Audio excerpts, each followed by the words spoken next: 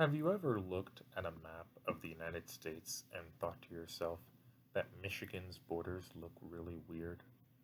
Well, today we are going to discuss the history, claims, and wars that led to Michigan's current borders. Much of Michigan's shape is, of course, influenced by the Great Lakes.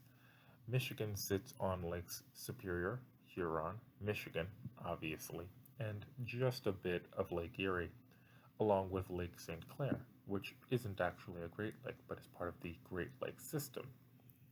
Michigan is characterized by two peninsulas that are not connected. So, why is that? Let's delve into the history. The area, now known as Michigan, was originally home to the Algonquin peoples, who were comprised of many tribes, such as the Ojibwe. The region was originally colonized by the French as part of New France, which stretched all the way from Quebec to Louisiana. The first French explorers to reach the area were in 1622, but permanent settlements weren't established until 1668, when Sault ste Marie was established as a Catholic mission on the Upper Peninsula. Over the next decade, missionaries established more missions, eventually spreading to the southern peninsula, and they were accompanied by traders. For the most part, during this time period, Michigan was seen as relatively unimportant by the French.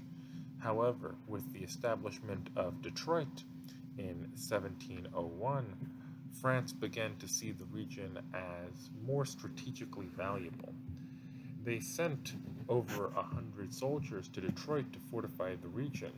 However, this move didn't pay off in the long run, as in 1763, with the defeat of France in the Seven Years' War, Michigan was ceded to the British. In the lead up to the American Revolution, Michigan was part of the province of Quebec, and Detroit was actually its third largest city. During the Revolution, Detroit was a major supply hub for the British, which, as an American, I'm not sure we can forgive them for. After the war, Michigan remained part of British held lands in North America. However, in 1796, British forces withdrew from the Lower Peninsula as part of the Jay Treaty. It would take decades until all of modern Michigan was under American control. In 1805, the region was organized into the Michigan Territory, which finally gave the region its name. However, this is not the Michigan state that we are familiar with. It didn't really include the Upper Peninsula yet, and it did maybe kind of sort of include Toledo.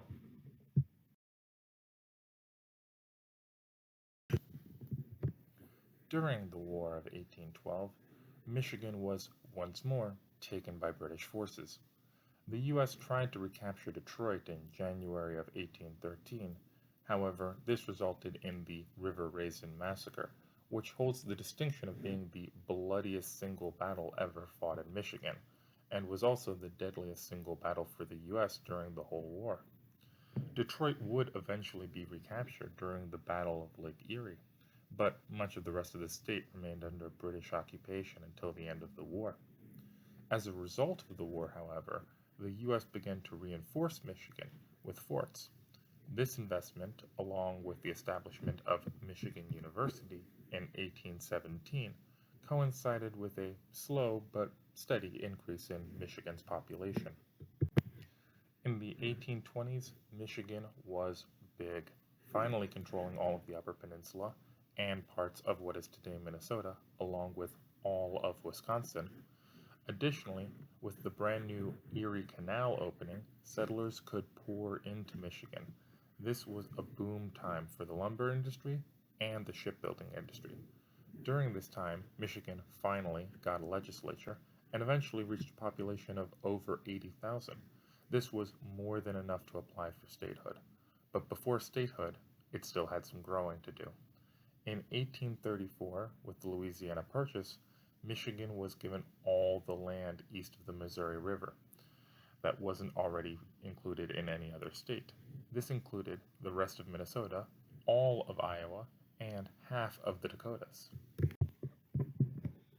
In 1835, Michigan was at its largest extent, both geographically and population-wise, and it was ready for statehood.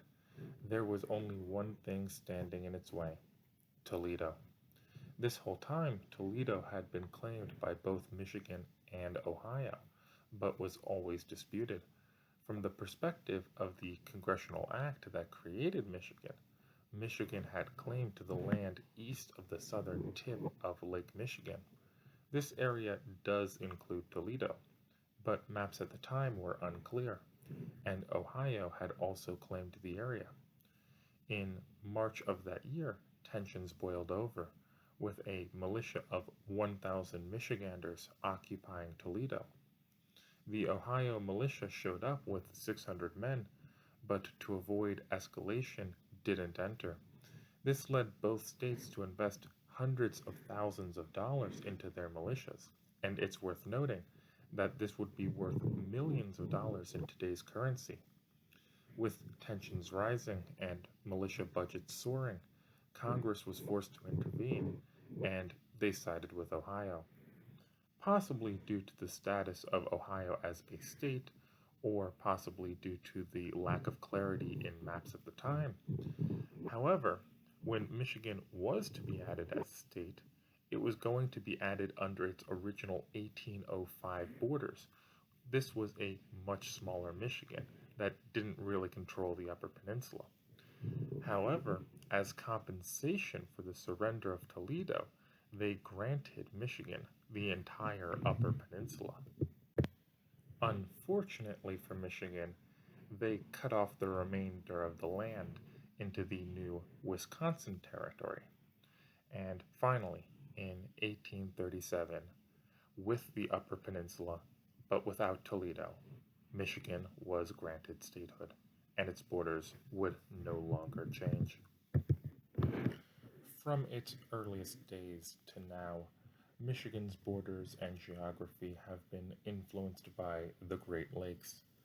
As the only state to border 4 Great Lakes, it's no wonder it's called the Great Lakes State.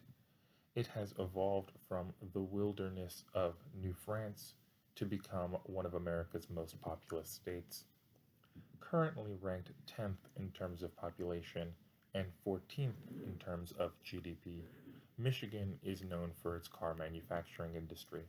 However, it also has a strong forestry sector, and the Michigan Department of Natural Resources oversees the largest state forest system of any state. This, along with its growing historical tourism, shows that Michigan has not forgotten its roots. All things considered, Michigan is a pretty important state and probably one of the most interesting geographies in the Union. That's all for now, and if you enjoyed this video, don't forget to leave a like or comment to share interesting Michigan facts. Thanks for watching.